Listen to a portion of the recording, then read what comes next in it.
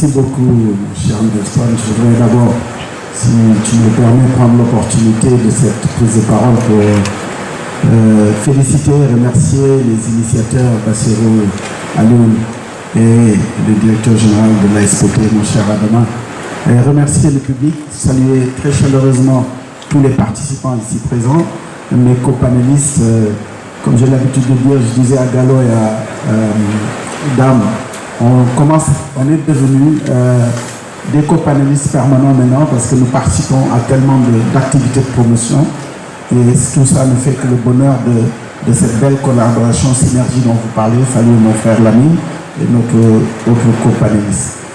Alors, tout à l'heure, en écoutant les discours pendant la cérémonie inaugurale, je me suis posé la question, est-ce que je ne vais pas emprunter l'un des 4-5 discours et le mettre au podium et le relire pour être complètement en ligne avec le discours, tellement le sujet a été passé en revue et repassé en revue.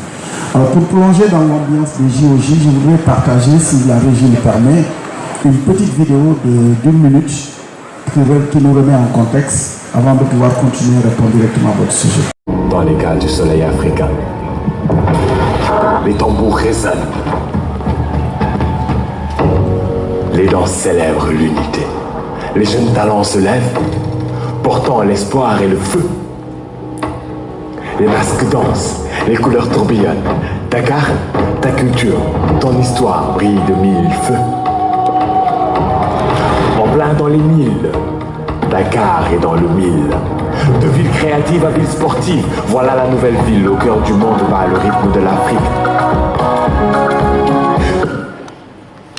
Merci beaucoup et j'ai voulu replonger les uns et les autres dans l'ambiance pour corroborer un peu tout ce propos qui a été dit par rapport aux Jeux Olympiques de la jeunesse. Je pense qu'on ne lui dira jamais assez, premier événement olympique sur le continent africain qui charrie énormément d'opportunités. Et justement parlant des opportunités, et pour recentrer un peu sur le thème, je voudrais donner quelques perspectives. La première, pour répondre à monsieur le modérateur, vous m'avez posé la question comment mettre à profit et quel héritage par rapport à ces infrastructures. Je pense que le plus grand héritage qu'on peut attendre des Jeux, c'est comment les JOJ, avant le terme, ont été possibles grâce à ces infrastructures structurantes qui ont existé dans ce pays. Lorsque le Sénégal était en compétition avec d'autres pays comme la Tunisie, comme le géant Nigeria, comme le Botswana, ce qui a fait la différence, c'est certainement les infrastructures qui étaient là et celles qui étaient projetées. Et je pense, comme le dit souvent Dame, sans Diamniadio, sans les infrastructures que gère la SOGIP, il y aurait difficilement des Jeux. Ça, c'est le premier élément sur lequel je pense qu'il faut faire le lien entre infrastructure, sport et comment dirais-je, et héritage, on pouvait le faire. Le deuxième élément, c'est ce que je pense que le directeur de cabinet du ministre des Sports l'a dit ce matin. Organiser un tel événement suppose de la mise à niveau. Mise à niveau du pays sous tous les aspects. Au plan des infrastructures, au plan des services. Et ça, c'est quelque chose qui est possible, mais qui va rester après les Jeux. Un aspect extrêmement important, on parle souvent d'investissement, on pense tout de suite aux investissements publics. Mais nous devons savoir et garder à l'esprit qu'il y a de l'investissement privé. Et c'est là où je voudrais revenir sur le sujet le thème entre sport et tourisme. Qu'est-ce que nous avons fait avec la SPT? Nous avons très tôt positionné la mise en tourisme des Jeux, des JOJ, comme étant un premier effet d'héritage. Aujourd'hui, pour organiser les Jeux, c'est 67 hôtels, 3, 4, 5 étoiles, monsieur le directeur général de la SAPCO, avec qui nous avons signé des conventions de sécurisation de chambres. C'est 4922 chambres qui ont été sécurisées et qui vont être payées. Je rappelle que le budget, pour parler de chiffres, c'est extrêmement important. Parce que quand on parle d'opportunités, parlant au secteur privé, il faut parler de chiffre d'affaires. Le chiffre d'affaires hébergement, on parle de 12 millions. Le chiffre d'affaires pour l'hébergement, on parle de 12 millions de dollars de volume de chiffre d'affaires qui va être injecté dans l'économie pendant les Jeux. Rien que pour l'hôtellerie. Lorsque je rapporte cela à la restauration, parce que tourisme va avec restauration, hébergement va avec restauration, c'est environ près de 5 millions de dollars qui vont être injectés le temps de jeu. Comme disait Gallo tout à l'heure, rien que sur les 14 à 20 jours de jeu, c'est autant d'opportunités de chiffre d'affaires qui vont être injectées sur l'économie nationale. Et ça, c'est quelque chose d'important pour montrer qu'en termes de premier héritage, c'est déjà du chiffre d'affaires qui va être distribué. Je reviens sur un aspect extrêmement important. On a beaucoup parlé d'emploi et d'employabilité ce matin. En quoi les JOJ sont un facteur d'employabilité. Aujourd'hui, au sein du comité d'organisation, nous sommes à peu près 150 staff et nous visons une perspective de 755 membres. Et en regardant les capacités à organiser un tel événement, on sait que le Sénégal n'a jamais organisé un événement de telle envergure. Aucun pays d'ailleurs en Afrique. Qu'est-ce que nous avons fait? Avec le 3FPT, nous avons mis en place un modèle innovant qui a consisté à mettre en place ce qu'on appelle la Dakar 2026 Learning Academy.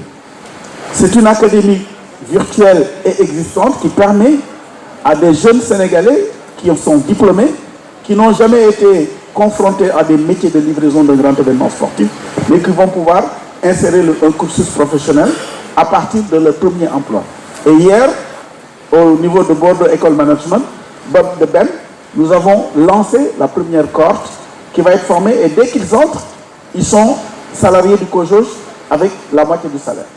Au bout du mois de formation, ils rejoignent leur position de travail et ils ont le salaire à 100%.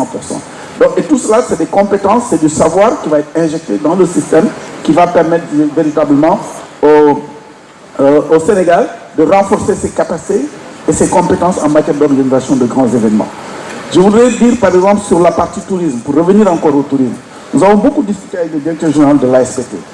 Un fait extrêmement important, comment capaciter les acteurs pour leur permettre de rendre le service aux standards internationaux. Parce que ce dont on parle, ce n'est pas du service comme on le fait tout le temps. Je rappelle que c'est 2700 athlètes qui vont venir, autant d'encadreurs et d'accompagnants, 25 000 personnes que nous attendons qui vont être accréditées dans ce pays.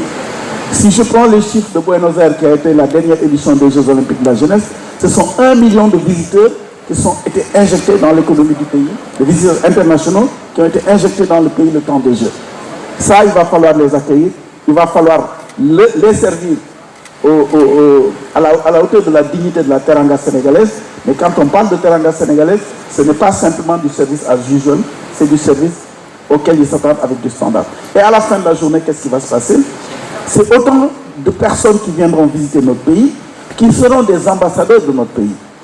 Aujourd'hui, quand vous regardez la carte des grands événements internationaux, le Sénégal est positionné. La vitrine que représente le Sénégal aujourd'hui sur la carte des événements, pas des événements sportifs mondiaux, elle est réelle déjà. Je prendrai juste un dernier exemple.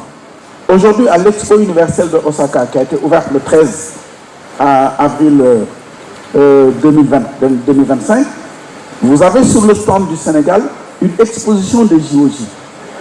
Le commissaire de l'exposition me disait que c'est pas moins de 1000 Japonais qui visitent par jour le stand et qui se posent des questions sur les Jeux Olympiques de la jeunesse. Mais parce que le Japon a organisé les Jeux Olympiques de 2020, en 2021, ça donne une sorte de relation immédiate qui permet aux Japonais de se demander c'est où le Sénégal. Parce que le trait d'union a été Jeux Olympiques, donc ils se posent des questions. Et enfin, l'événementiel, comme ce qu'on est en train de vivre aujourd'hui, Bassirou, pour moi je le considère comme faisant de la dimension touristique. Parce que l'événementiel, la culture, ça fait partie du volet touristique. Mais justement, c'est là où je voudrais lancer un dernier rappel aux Bassirou et autres qui sont comme lui. En leur faisant savoir qu'aujourd'hui, nous avons besoin de notre secteur privé. Et quand je parle du secteur privé, c'est ce secteur privé de l'événementiel dont nous avons besoin pour venir nous accompagner dans ce grand événement. Enfin, les JOJ, c'est une belle opportunité pour pratiquer du sport. Comme l'a dit le directeur de cabinet du ministre des Sports ce matin, ce sera certainement des médailles, mais à la fin de la journée, comment le Sénégal peut se positionner comme le hub des grands événements sportifs aujourd'hui, demain et en Afrique. Merci beaucoup.